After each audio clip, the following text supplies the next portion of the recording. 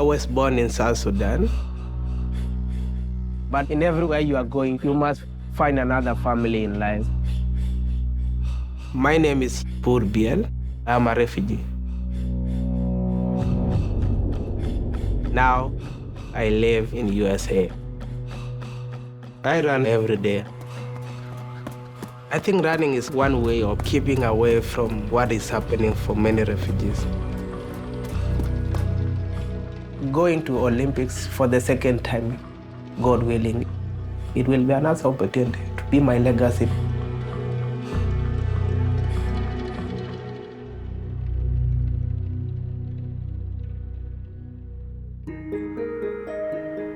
This summer, more than 2,000 athletes from over 200 countries will come together in Tokyo for the 32nd Olympic Games. But not every athlete will be representing the country they were born in.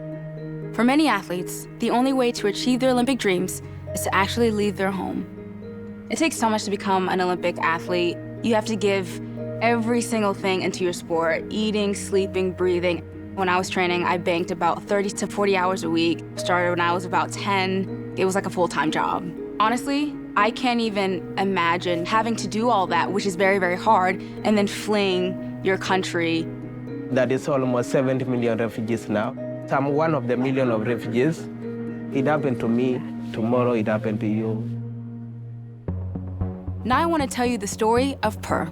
He was born in South Sudan, and at a young age was separated from his family, sent to a refugee camp, and eventually ended up in Iowa, living with a host family and training for the Olympics. Pur became one of just 10 athletes selected to represent the refugee Olympic team at the 2016 Olympics, and now he's got his eyes set on winning gold in 2021. This is the first time I've been living in cold weather. I run every day. It is cold for me. I think it is beautiful when you are seeing the snow.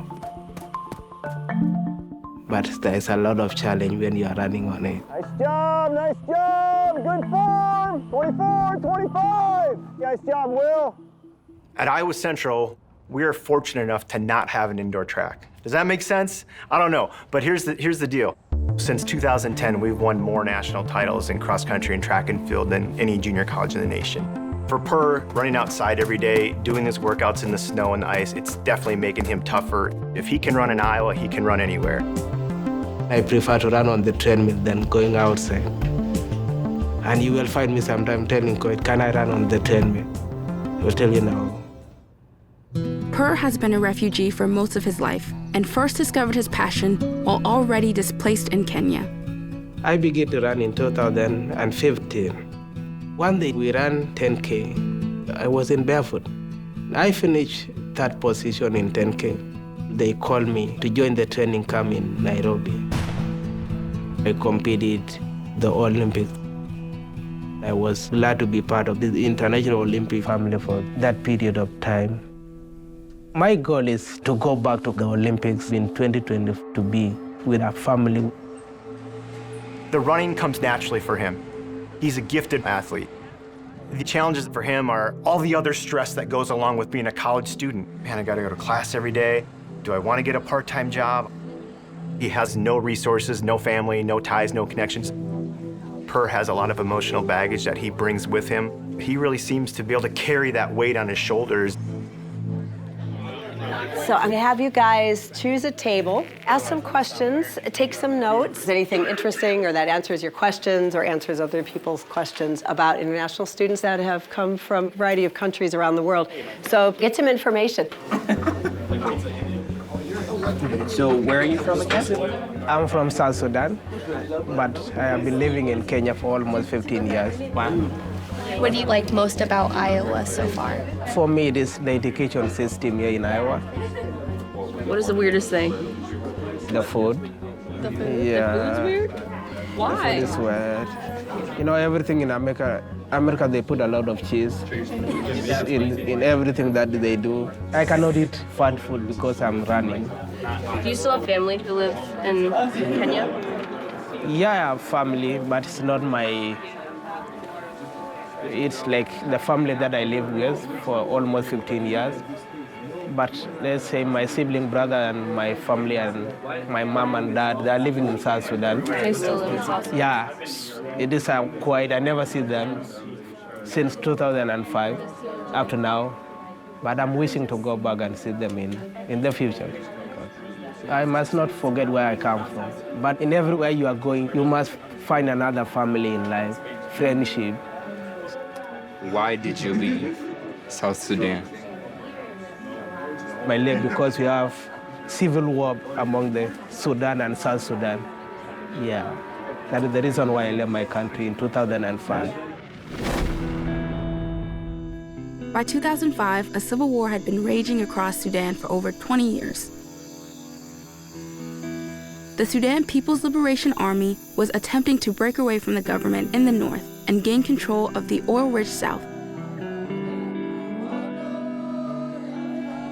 It was one of the deadliest wars in the 20th century, with over 2 million lives lost and a conflict defined by slavery, mass killings, and the use of child soldiers. Pur's hometown of Nasir is a small village near the Ethiopian border. This is where Pur Biel grew up, surrounded by violence and uncertainty.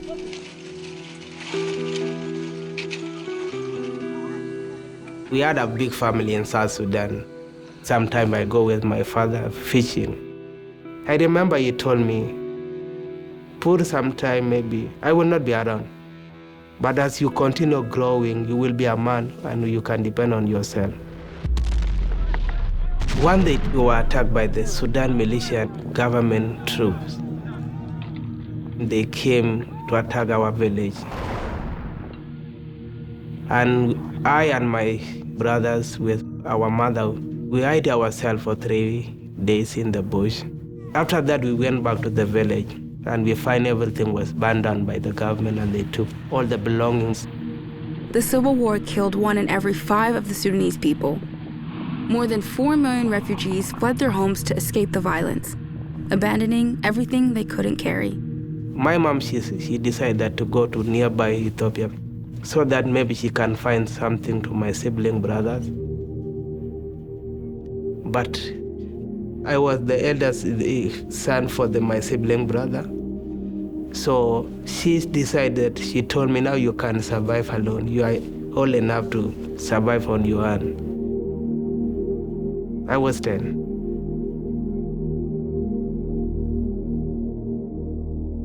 Maybe she cannot manage.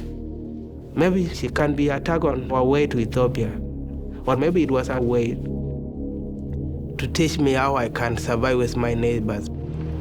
So it's starting a life without having somebody who you can depend on, guiding you to say, this is what you need to do. Leaving your parents, and you don't know when are you going to meet them. Sometimes it makes me to be stressful. Being in that age of 10 years. Do anyone know about a refugee situation or maybe about the refugee issue in the world? You just found out that you guys have a civil war in South Sudan. I did not know that was going on. And so I think it's weird because we focus so much on what's here in Iowa and what's in America that we don't worry about anybody else. That is almost 70 million refugees now. I'm one of the million of refugees. Most of the people, they live in refugee camps. Today it is somebody like me. But what about tomorrow? We never know, you know. So it happened to me, tomorrow it happened to you.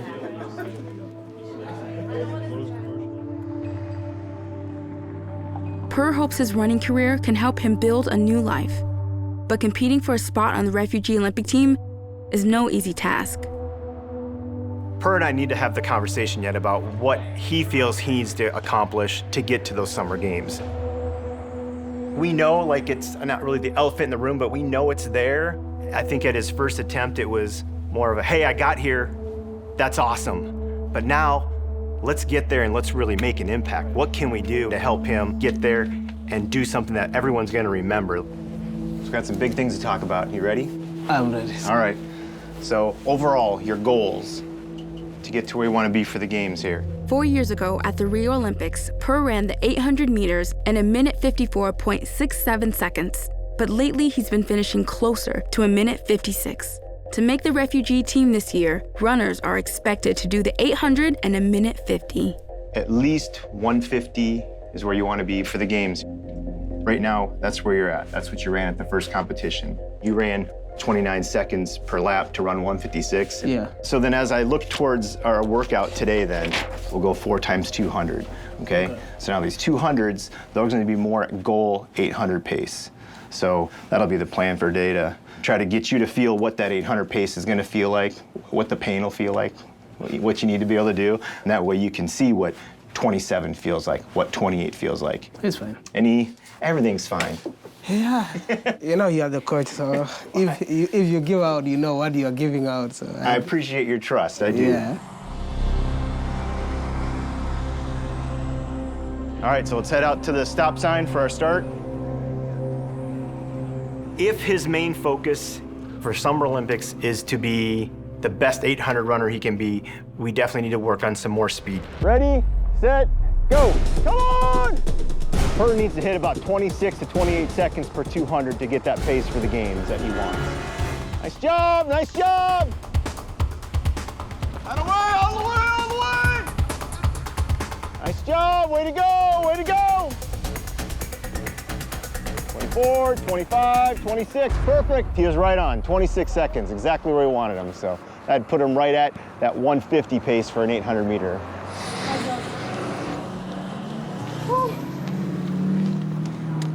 So just give me a few minutes inside, warm up, and then we'll come back out.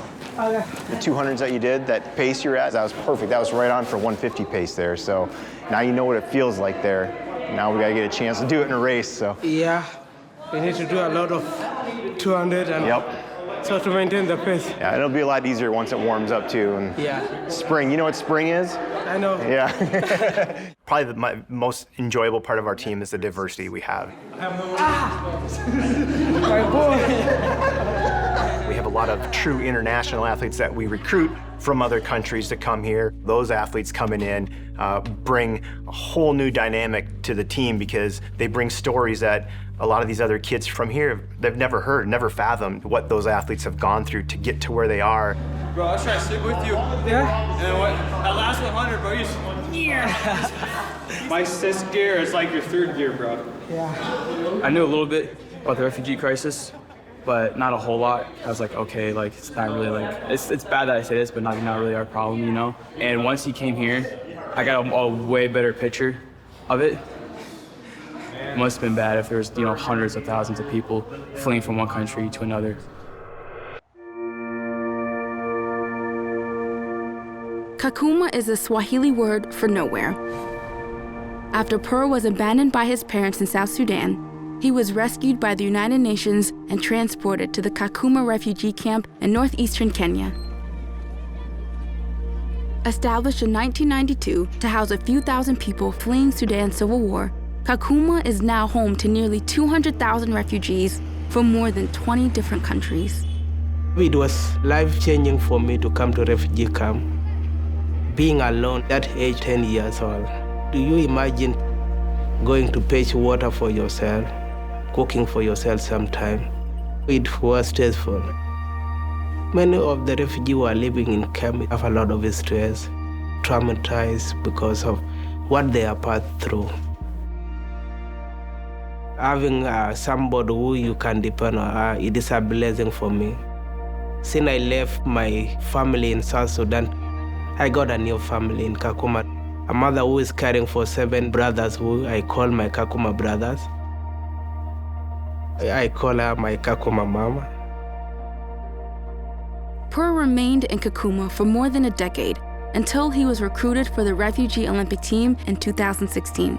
He made contact with his birth parents after the Rio Games, but cannot visit them because the civil war continues in South Sudan.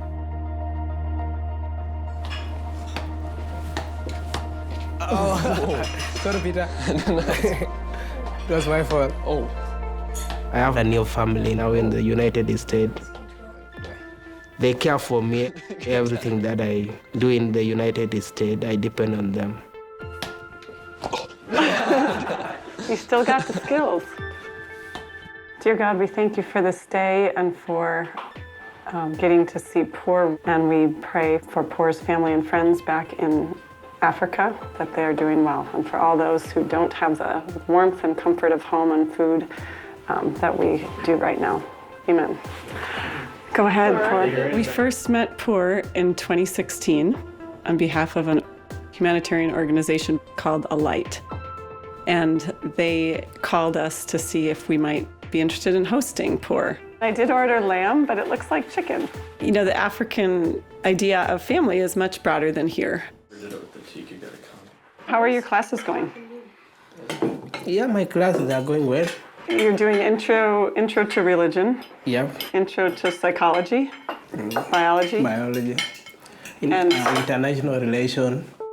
I've often wondered about the trauma that Pur has endured. How does he deal with that, and how will it play out in his life? He just has this sort of remarkable, vibrant presence about him. Such a driven, focused, optimistic person that wants to make things better. Going to Olympics for the second time, if God willing, it will be another opportunity to be my legacy to continue doing the same things. Yeah. He realizes that he has a voice, and he is a voice for refugees around the world. Everything you must have legacy to live on, and that is my target to leave legacy through my sport. They need help from the leaders around the world to be provided with shelter, education, and to work as the other people can do. My main objective is working with the government to work on the policy. Despite you are a refugee, you can do something. Yes, I'm a refugee today, but one day, maybe my children will not be in that situation.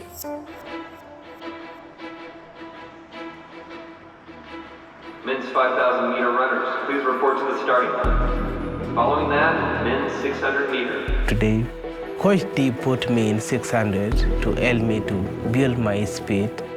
A lot of times with my athletes that I train, even though this event is your main focus, we're gonna race you longer, we're gonna race you shorter. They're great training tools to try these different races.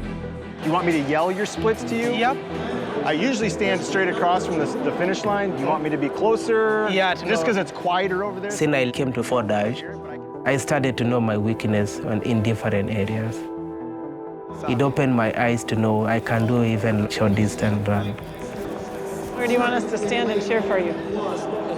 You can stand anywhere. Anywhere? As long as I will hear what you are saying. You don't have to hear, you don't have to see, we'll just cheer. Okay, I'll see you. Okay, good luck. Thanks. In order for Pur to hit his goal, he will need to average about 26 seconds per lap.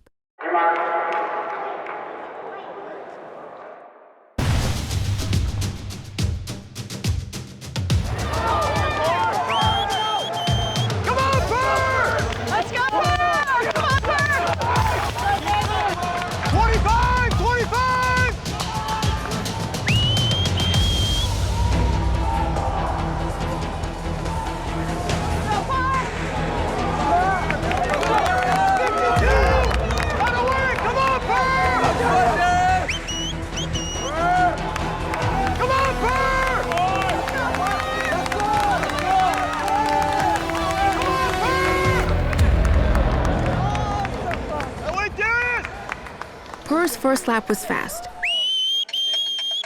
But to qualify for the refugee team, he will need to hold that pace for the full 800. He's still got a few months to go before the Olympic qualifications. I'm really excited to see what he can do when we get outdoors. It's some nice weather on a bigger track. I'm so nervous. No, don't be nervous. Pur plays the role of big brother to some athletes on our team. He has that maturity. He's been through it. He understands the big picture, and so he's that kind of person that can be there for them. How is it? Yeah? I'm tired. It's fine. I know. I have another family now. It is called the running family. And I believe the family will continue to be increasing because I have a different family of different shades of life. I like when they come over because I just let them come to the kitchen and let them cook, and then I'll be sitting, and when the food is ready, we just eat together. I I came through the same system they did. I didn't have any other Kenyans or any Africans around me. It was kind of like culture shock. I don't know, like, where can I get rice here? Do they even have rice in America? So I know what they go through the first week they come here. You know, we call her the big sister in our family, so, and she always do a great thing for us, and we appreciate everything. The ingredients of ugali is just corn flour and water. We consider it's healthy food, especially for runners. You want it to be hard? Yeah, that thick. So when you throw it on the wall, it will bounce back. Yeah, that's what I mean. It's good. It's good to go. It's not sticky. One day, I would like to create my own family because in this world, you need to create a new generation to continue to live on. I think this one will work for the rice. It is hard to find a good people in life. You know, we feel at home, and yeah, it is a blessing and a pleasure to be here. Pur, will you say a prayer for us? Dear God, we gather here in front of you to give thanks. We pray for Pru and Pasca and all those that are trying out for the Olympics. Give them strength and help them make it through. I think running is one way of keeping away from what is happening for many refugees. Because when you are running away from something that makes you to feel ashamed of yourself, ashamed to be called a refugee. But when you are running, you don't know the destination. I look back where I come from, and the future where I'm going is something that I don't know. But going towards something is always better. Running toward your goal, I think it's the big achievement.